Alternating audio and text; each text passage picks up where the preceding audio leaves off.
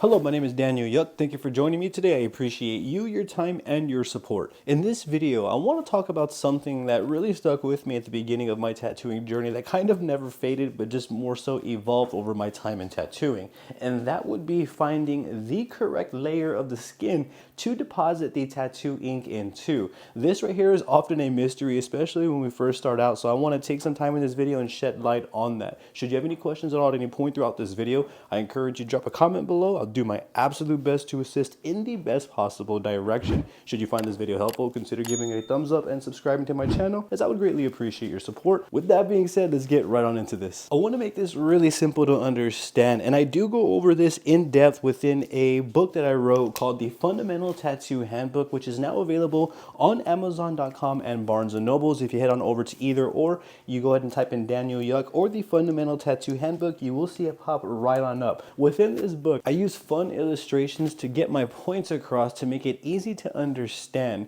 Within this video, I kind of want to touch base on that topic here. However, if you want to kind of read at your own pace, you can do so by picking up the Fundamental Tattoo Handbook. When it comes to finding the correct layer of the skin, there are multiple variables to consider.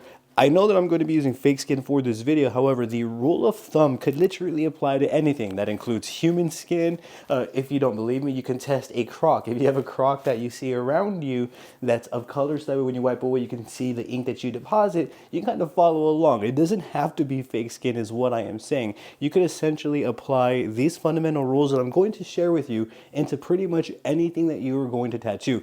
I've even done it with saran wrap, and I was able to deposit lines into saran wrap. So again, this is just a fundamental base that we are going to build off of. This is not by any means definitive or the only way to go about doing this. This is just the way that I go about looking at it, sharing my thought process. So take what you would like and leave what you don't. When it comes to finding the correct layer to deposit ink into, I thought this was something that was more about pressure, especially in my earlier days of tattooing, more than it is about time. So over my time of tattooing, I actually shifted from thinking about finding the correct layer into any skin as a thing of pressure and more as a variable of time. What that means is now I look at it like this. Let's say if I am lining, for example, which is what I am going to be using to get my points across here. The needle has to make a certain number of trips around per second for the ink to be deposited in any sort of clean, solid, consistent, saturated manner. What that means is, let's say, for example, if I'm using an 11-round liner and I'm moving too quickly, I'm not going to give my needle enough time to make enough rounds to even deposit the ink with all 12 needles hitting together at once. So what I'm going to accomplish is either faint lines, inconsistent healing. I'm probably going to cause more trauma to the skin. I'm probably going to get a tattoo that looks sort of scratchy. You get the idea. So what I want to do is I want to give the needle enough time to get into the skin to make enough rounds to deposit the ink consistently. Now, we have to fine tune this to find a healthy medium, because if we go too fast, we're going to accomplish nothing. If we go too slow, we're going to accomplish nothing. So there has to be a healthy medium, and that's what I want to shed light on and share with you here in this video. For this video, I'm going to be using the Muso Toku Mercury M1 tattoo machine. I'm going to be using Phantom Tattoo gloves along with dynamic black tattooing ink to deposit the ink. This is going to be a sheet of real skin, fake skin, simple Scotch Shop wipes, simple basic Amazon petroleum jelly. You can get it from like Walmart Basic, anywhere. Basic petroleum jelly will work just fine for fake skin. And then this is going to be either a wormhole or Sinra silicone hand. I forgot, but I will be leaving my Amazon affiliate links and other affiliate links for you to the gear featured in this video in the description below. I'll go ahead and leave a pinned comment as well for you to the tattoo workbooks that I am mentioning here in this video, so that way you can check out the gear featured in this video on your end. For this machine, it is a 4.2 millimeter stroke tattoo machine. This is going to be running at 6 volts, and I'm going to be using a V-Select 11 round shader to get my points across right here. As I've mentioned, we're not really going to focus on pressure, because when we focus on pressure, especially in the earlier days, we're going to get results like this where we're going way too deep. And you can see this is a pretty thick fake skin. It's not by any means thin. So if we're going too deep on something this thick, then if we were to practice on human skin, then we're probably definitely going to blow out, cause scarring, more pain for the client, abnormal healing, You get the idea. That's exactly what we want to stay away from, considering the permanency that tattooing involves. So we always want to do the best to our ability. In order to do so, taking it back to the basics is absolutely the best place to begin. Let me demonstrate pressure versus time right here. So what I'm going to do is I'm going to demonstrate what pressure would look like. So I'm going to purposely apply too much pressure so that way you can kind of get the idea. So you can see how far my needle is sticking out from the very edge of my cartridge right there. So applying pressure will look something like this. So just, it's a literal sense of just truly stabbing into the skin. That's exactly what we want to stay away from anytime we tattoo. It's truly not necessary. Giving the needle enough time is absolutely better than approaching it with more pressure. So what I mean by giving the needle time is this. So I'm going to hover over the skin, and then you're going to see how the ink starts depositing, and then you're going to notice that when I go a little bit more in, that right there is all I need. Now I have the entire needle hitting together, and it's just a matter of how long I leave the needle there that would determine how saturated this gets. So you can see here, let me wipe away. You can literally see the needle marking. So I'm going to go ahead and just hover over the skin. And you're going to notice the layer when you start just going a little deeper. Right there is all about what you need. You don't need to drive it in like so. That's not necessary. You only need a little bit. So what you're going to do is you're going to be able to see what is too light. So this is obviously too light right here. Still too light, still too light. Right around there. That's it. That's all that we need right there. And then you could see that if I were to wipe away, we're getting saturation without having to apply abnormal amounts of pressure. So I'm going to go ahead and repeat this right here. And this right here is the key exercise that really helped me understand what timing does versus pressure. So if I start dragging my needle this way, you'll see that if I give my needle enough time to make the rounds that it needs to make per second in that area, that I should accomplish a good level of saturation, like so. Now you can still see the streaks that are there. Let's say if I hold the skin down, here we go. Slow it down a little bit.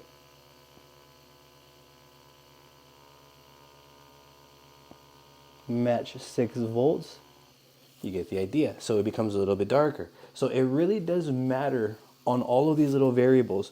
Hand speed to voltage and timing is far more important than pressure. And I really can't exhaust that enough. You can kind of just do that and then see how much pressure you actually need to start making any sort of markings at all. And you kind of want to toy with this for a while so that way you can kind of get a good feel of what you are going to need to accomplish clean, smooth, consistent, saturated lines. So you can see that it doesn't take much pressure at all to begin depositing ink into the skin. However, it does take multiple variables to create a clean, solid, consistent, saturated line.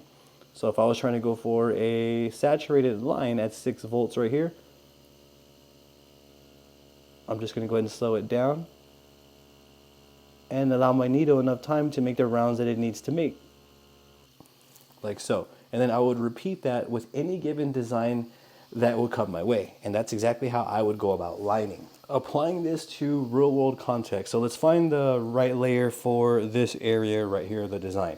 So we need to find the correct layer of the skin for this area. I'm going to apply that rule of thumb right here. So I want to make sure that I'm comfortable. And again, I go over this in depth within the Fundamental Tattoo Handbook. So there's the correct layer. And all I need to do now is just make sure I'm at the right angle so all the needles hit together. And then I got to make sure that I'm moving at the right speed so the needle has enough time to deposit the ink in the manner that I am going for. I want to capture the full 11 needles of this line weight so that way I get that bold line. And I don't want any sort of inconsistencies. So you can see just aligning all of these variables every single time I commit to a line is exactly what's going to get me clean, solid, consistent, saturated lines each and every time. It's very important. And that right there is how I go about finding the correct layer. So I'll go ahead and just listen. Right there feels about right. That's the correct depth. You can feel the bog on the machine. You can feel the resistance. You can feel the vibration. From here, it's just about getting that hand to align with the voltage. I prefer a lower voltage so I don't have to move fast, minimizing mistakes that I could potentially make having to move a little bit faster. And There we go. And then I would essentially repeat this process over and over. And that's exactly how I go about not only finding, but staying at the correct layer every time I deposit a line into the skin. You're going to have to adjust and accommodate your settings to kind of fit your flow. If you prefer to move faster, that's fine. For me, you can see this is where I prefer to hang my needle out. I prefer to run at 6 volts at a 4.2 millimeter stroke. I'm going to let my needle catch it to the skin. And I'm just going to go ahead and be patient with the process. You can see that if I do it right the first time, I don't have to go back. I just have to stay consistent, let the needles hit together, and I get clean, solid, consistent, saturated lines each and every time because I'm able to find the layer on demand.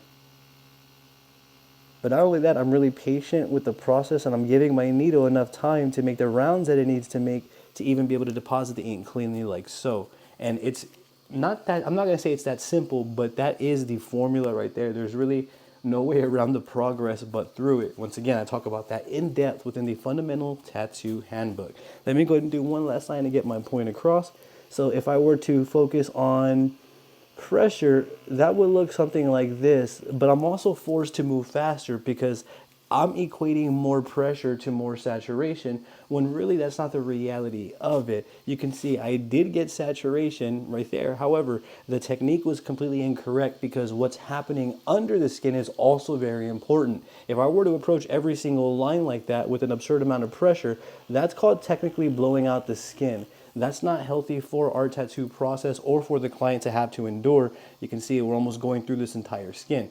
That is not the way that we want it. On top of that, when this heals, all of these lines that are deposited like that are going to bold out even more than they would have over time, because no matter what, every single tattoo settles and the lines will always bold out over time, which is something we have to consider. That's also another reason why I prefer to run at a lower voltage, because I'm able to deposit ink in a very controlled manner that aligns with my technique. Now, that would be it for this one. Finding the right layer, that right there is the fundamental base to kind of build off of.